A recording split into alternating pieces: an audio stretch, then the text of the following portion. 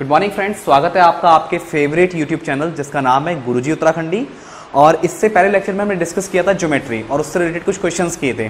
तो आज के इस लेक्चर में हम जो बात करने वाले हैं वो है राशि समीकरण, कि इसमें एक क्वेश्चन को सॉल्व कैसे किया जाता है, हम उसके बारे में डिस्कस करेंगे। तो जनरली जब मैंने पिछले लेक्चर में जो ज्योमेट्री आपको पढ़ाया था उसमें मैंने आपको दो चीज़ें बताई थी। अगर कोई पैरेलल लाइन्स को एक ट्रांसवर्सल लाइन कट करे तो इसमें कुछ एंगल्स बनते हैं और टोटल 8 एंगल्स से। तो उसके बारे में एक क्वेश्चन यहाँ डिस्कस कर लेते हैं, पिछले लेक्चर में डिस्कस नहीं हो पाया था। तो सपोज कीजिए अगर मुझे एंगल 25 गिवन है तो इस 25 एंगल के अकॉर्डिंग मैं सारे एंगल निकाल सकता हूँ। मुझे पता है कि स्ट्रेट लाइन में बना एंगल 180 डिग्री का होता है। तो जब ये एंगल 25 है तो ये वाला एंगल मैं कैलकुलेट कर सकता हूँ 180 माइनस 25। तो 180 माइनस 25 आपका कितना हो जाएगा, 10 में से 5 गया 5, 7 में से 2 गया 5 एंड यहाँ पे आपका 1। तो इस एंगल की वैल्यू कितनी हो गई 155 डिग्री। अब एक और चीज, जब ये एंगल मेरा 25 है तो ये वाला एंगल जो वर्टिकली अपोजिट एंगल, या फिर हिंदी में बोलूं मैं इसको शीर्षाभिमुख कोण 25 डिग्री। सिमिलरली ये एंगल कितना हो जाएगा 155 डिग्री। ये एंगल अगर 25 है ये वाला एंगल भी कितना होगा 25, बिकॉज संगत कोण, जिसको इंग्लिश में बोलते हैं करस्पॉन्डिंग एंगल्स। सिमिलरली ये वाला एंगल कितना हो जाएगा 155 डिग्री। अब एक चीज देख सकते हो, आपका ये 155 डिग्री, ये भी कितना है 155 डिग्री। इसको हम एक चीज और बोलते हैं ऑल्टरनेट इंटीरियर एंगल या फिर अंतः एकांतर कोण। सिमिलरली ये 25 डिग्री, ये भी कितना हो जाएगा 25 डिग्री। इसको बोलते हैं आपका बाहरी एकांतर कोण या फिर इंग्लिश में बोलेंगे एक्सटीरियर ऑल्टरनेट एंगल्स। और ये एंगल कितना हो जाएगा 155 डिग्री, क्योंकि ये कौन से कोण है, शीर्षाभिमुख कोण है, यानी वर्टिकल अपोजिट एंगल्स हैं। तो अगर इससे रिलेटेड कोई भी आपका क्वेश्चन आता है तो आप बड़े आसानी से इसको कर सकते हैं। अब एक कंसेप्ट और उसमें छूट गया था, कंसेप्ट तो मैं बता चुका हूं, सॉरी, उससे रिलेटेड न्यूमेरिकल मैंने नहीं बताया था उस लेक्चर में। जैसे मैंने एक एंगल दिया 45 डिग्री। अब इसका अगर पूछे कॉम्प्लीमेंट्री एंगल कितना है,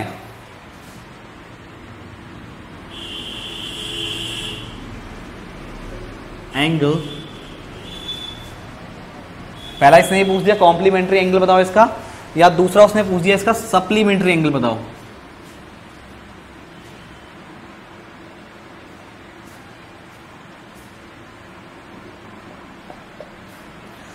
जो आपका कॉम्प्लीमेंट्री एंगल इसको बोलते हैं पूरक कोण,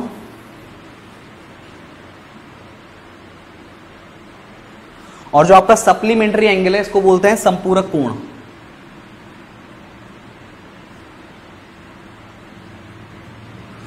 तो हमने पिछले लेक्चर में डिस्कस किया था जो मेरे पूरक कोण होते हैं, पूरक कोण ऐसे कोण होते हैं जिनको आपस में ऐड किया जाए तो मेरा आंसर कितना आना चाहिए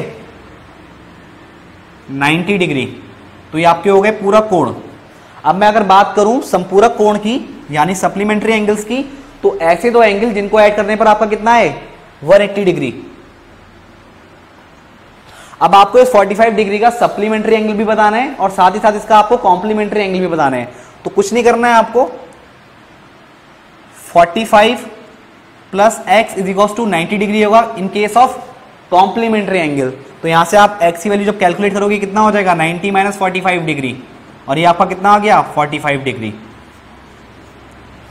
तो जो आपका 45 डिग्री का जो कॉम्प्लीमेंट्री एंगल है वो कितना है 45 degree. Similarly in case of complementary angles, अगर मैं एक दूसरे एंगल को x लूं और पहला एंगल आपको गिवन है 45 डिग्री, तो इसका जो सम आना चाहिए कितना आना चाहिए 180 डिग्री आना चाहिए। तो यहां से आप x की वैल्यू जब कैलकुलेट करोगे तो 180 माइनस 45, तो आपको क्या करना है 180 में से 45 को माइनस करना है, 10 में से 5 गया 5, यहां पे आपका 7 बचा, 7 में से 4 गया 3 और ये आपका 1। तो 135 is the supplementary angle of this given angle 45। तो ये तो था दो क्वेश्चंस जो मैंने इससे पिछले लेक्चर में डिस्कस किए थे कंसेप्ट, उससे रिलेटेड मैंने आज ये क्वेश्चन कराए हैं। अब आगे बढ़ते हैं। इक्वेशन सॉल्विंग की तरफ। ये जो मैं क्वेश्चन आपको कराने वाला हूं ये बहुत लेंथी क्वेश्चन हैं, इसलिए मेरे पास लिखने का टाइम नहीं है, तो नॉर्मली आप ये क्वेश्चंस अपनी स्क्रीन पे देख सकते हैं। सबसे पहला क्वेश्चन ये है, यदि x minus 1 upon 2x is equals to कितना हो, 3/4 हो, तो इसमें x की वैल्यू क्या होगी? ये आपका पहला क्वेश्चन है। इसमें आपको कुछ नहीं करना है, हमने बहुत ही डीपली एक इन कंसेप्ट को पढ़ा है, इनसे पिछले लेक्चर में आप देख सकते हैं इनके कंसेप्ट के बारे में। तो यहां पे हम सीधे क्वेश्चन सॉल्व करते हैं। नॉर्मली मैं यहां पे क्रॉस मल्टीप्लाई करने वाला हूं। मैं ऊपर वाले टर्म को 4 से मल्टीप्लाई करूंगा और नीचे वाले टर्म को 3 से मल्टीप्लाई करूंगा। इसको लिखते हैं इस टाइप से, 4x minus 1 is equals to 2x into 3। जब 4 को आप x माइनस 1 से मल्टीप्लाई करोगे you will gate 4x minus 4 and 2x into 3 6x। अब ये आपके वेरिएबल और कांस्टेंट वाली फॉर्म आ गई। यहां पे आप देख सकते हो x एक वेरिएबल है और जो आपका 4 नंबर है वो एक कांस्टेंट टर्म है। तो आपको क्या करना है, वेरिएबल को एक तरफ रखना है और कांस्टेंट को एक तरफ रखना है। तो -4 को आप यहीं रहने दीजिए और 4x को दूसरी ओर शिफ्ट कर दीजिए। जब 4x दूसरी ओर शिफ्ट होगा तो उसका साइन चेंज हो जाएगा। यहाँ पे 4x प्लस का है, जब आप इक्वल के दूसरी ओर इसको शिफ्ट करेंगे तो ये माइनस का 4x हो जाएगा। तो ये आ गया आपका 6x माइनस 4x। तो -4 इज इक्वल्स टू कितना हो गया, 2x, और x की वैल्यू यहां से कितनी आ गई, -4/2।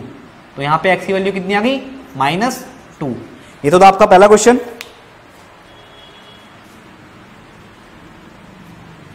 एक इसी के सिमिलर मैं क्वेश्चन और ले रहा हूं ताकि आपका डाउट बिल्कुल दूर हो जाए।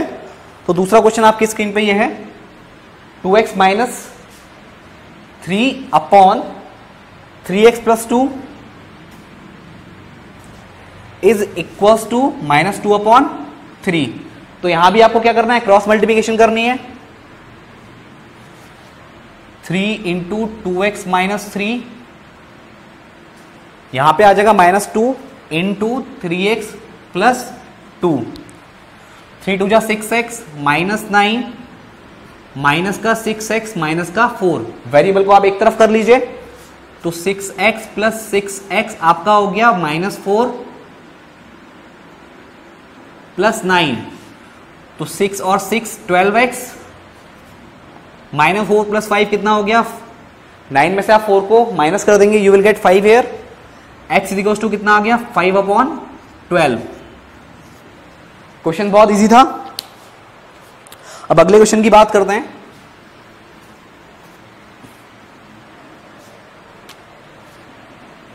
अब आपका थर्ड क्वेश्चन है, दो धन संख्याओं का योग 45 है।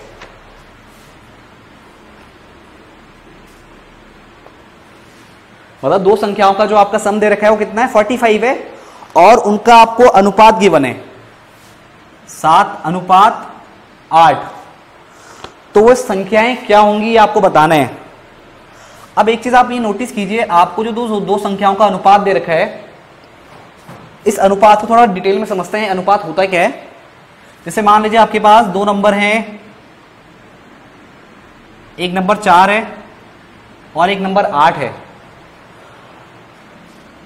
अब मैं पहले और दूसरे नंबर का अगर अनुपात निकालूं, तो जब अनुपात आप निकालते हो तो जो आपको एक भिन्न की फॉर्म मिलती है, I mean आपको एक P/Q की फॉर्म मिलेगी जिसको रेशनल नंबर बोलते हैं। और जब आप इसको सॉल्व करोगे, जब आप इसको इजी बनाओगे, सिंप्लीफाई करोगे, तो 2 2 जा 4, 2 4 जा 8, अगेन सॉल्व करोगे 1/2। नॉर्मली मैं इसको एक बार में ही कर सकता था, 4 1 जा 4, 4 2 जा 8। तो जब आपने इसको सॉल्व किया तो ये आपका कितना है, 1/2 आया। तो सिमिलरली यहां भी क्या होगा, जो 7:8 आपका 8 है, ये भी कोई दो नंबर को सॉल्व करने के बाद आया होगा, यानी जब आपने दो नंबर को सिंप्लीफाई किया होगा तब आपका 7/8 आया। तो जो आपने ऊपर नीचे मल्टीप्लाई किया है, I mean अगर मैं 4/8 को देखूं, इसको मैंने 1/2 लिखा है, यानी 4 1 जा 4, 4 2 जा 8। तो ऊपर मैं कह सकता हूं कि मैंने एक कॉमन नंबर से ऊपर नीचे कट किया है। जब मैंने इसको सिंप्लीफाई किया दो संख्याओं को, तो ऊपर नीचे मैंने एक कॉमन नंबर से इसको काटा है। तो उस कॉमन नंबर को मैं x बोल देता हूं। आपको अनुपात गिवन था 7:8। अब यहां पे अगर मैं संख्याओं में इसको कन्वर्ट करूं तो संख्या क्या हो जाएगी, 7x और नीचे 8x। क्योंकि मैंने कॉमन नंबर से ऊपर नीचे कट किया है, तो मैं कह सकता हूं संख्याओं का सम कितना हो जाएगा 7x प्लस 8x, और आपको सम गिवन है कितना है 45, तो ये किसके इक्वल हो गया 45 के इक्वल। अभी बहुत ही सिंपल इक्वेशन बन चुकी है और आप इसको आसानी से सॉल्व कर सकते हैं। तो 8 और 7 कितना हो गया 15x इज इक्वल्स टू 45, तो यहां से x की वैल्यू कितनी आ गई 45 अपॉन 15, 15 3 जा 45, तो यहां पे x की वैल्यू कितनी आ गई 3। जब आपको x मिल चुका है तो आपको दो नंबर भी आसानी से मिल जाएंगे। पहला नंबर कितना हो जाएगा 7x, तो 7 इंटू एक्स यानी 7 इंटू 3 21।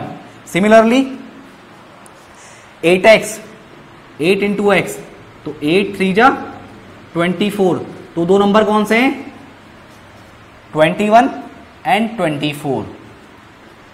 सिंपल क्वेश्चन था। चलिए आगे बढ़ते हैं।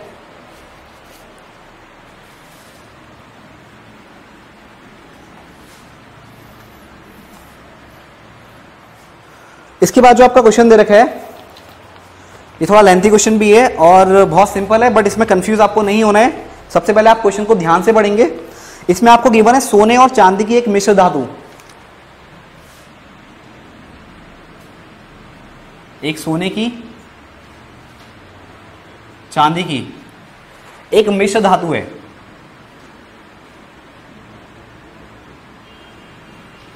जिसको इंग्लिश में आप कह सकते हो अलॉय।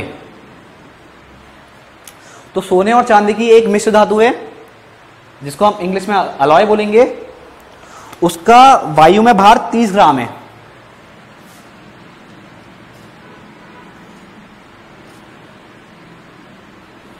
वायु में उसका भार 30 ग्राम है इन एयर, और साथ ही उसने बोल रखा है और पानी में इसका जो वेट है वो कितना है 28 ग्राम है।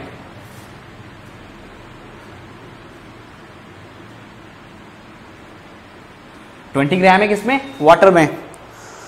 यह मानकर कि चांदी के भार में 1/10 और सोने के भार में 1/19 उसके अपने भार का कमी हो जाती है, तो मिश्र धातु में चांदी और सोने दोनों का भार ज्ञात करो।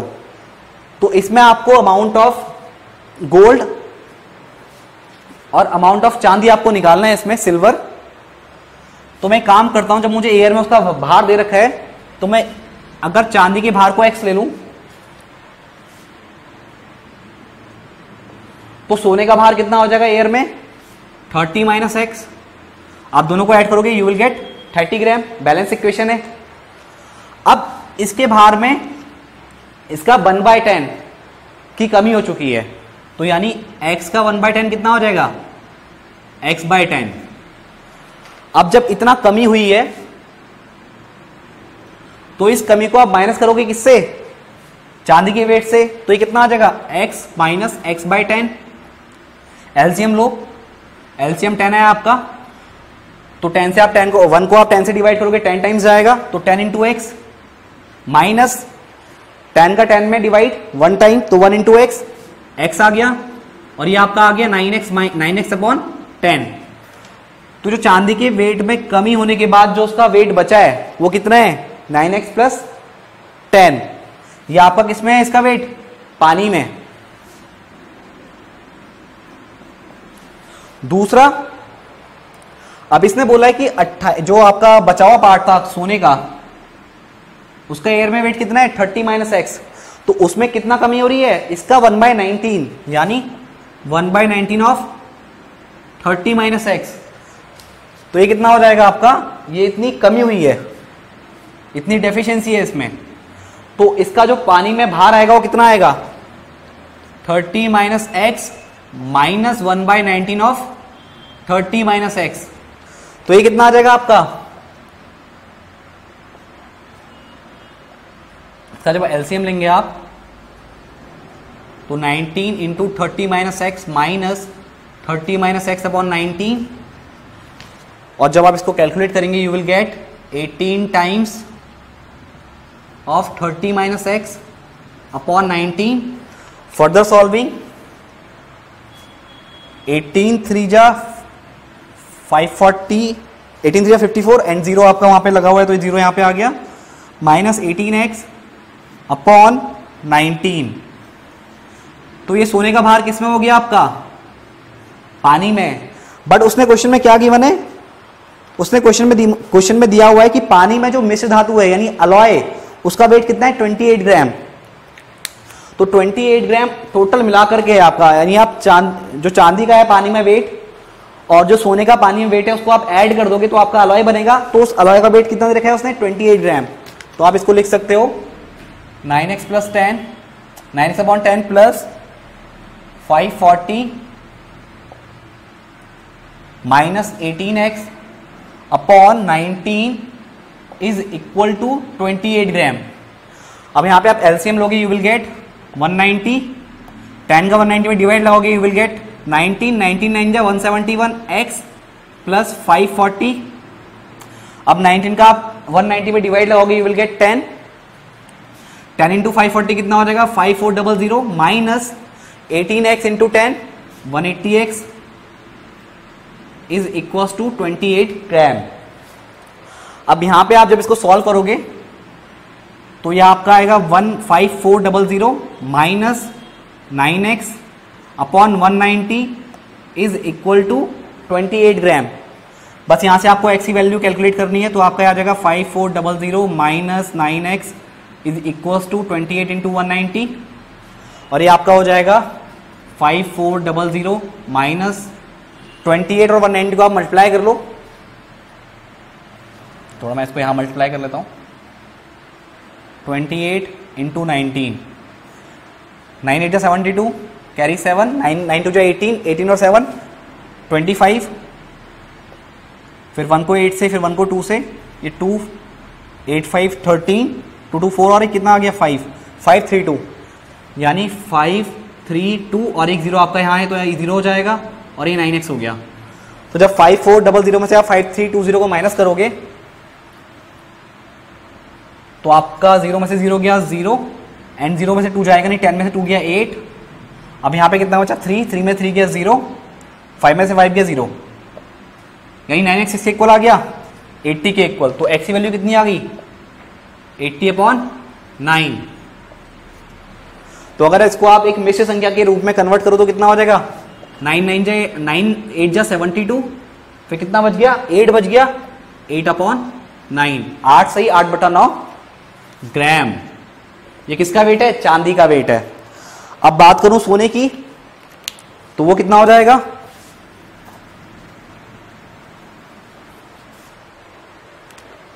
30 माइनस एक्स, तो 30 माइनस एक्स की वैल्यू कितनी है 80/9, ये आपका आ जाएगा 9 3 27 माइनस 80/9, तो 270 माइनस 80/9, तो ये आपका आ गया 190/9, तो 9 2 जा 18, 1 बचा आपका 1 10 की ओर 1 0 की ओर शिफ्ट हो गया तो 1 0 हो गया, तो 9 1 जा 9, फिर 1 बच गया तो 1/9, यानी 21 सही 1/9 ग्राम। ये हो गया सोने का वेट एयर में और ये हो गया चांदी का वेट एयर में। तो ये बहुत सिंपल क्वेश्चन था, क्वेश्चन टिपिकल नहीं था, बस क्वेश्चन थोड़ा लेंथी था और लेंथी क्वेश्चंस में आप थोड़ा घबरा जाते हैं, तो इसको देख के घबराना नहीं है, ढंग से क्वेश्चन को पढ़ना है और क्वेश्चन आसानी से सॉल्व हो जाता है। अब बात करते हैं अगले क्वेश्चंस की।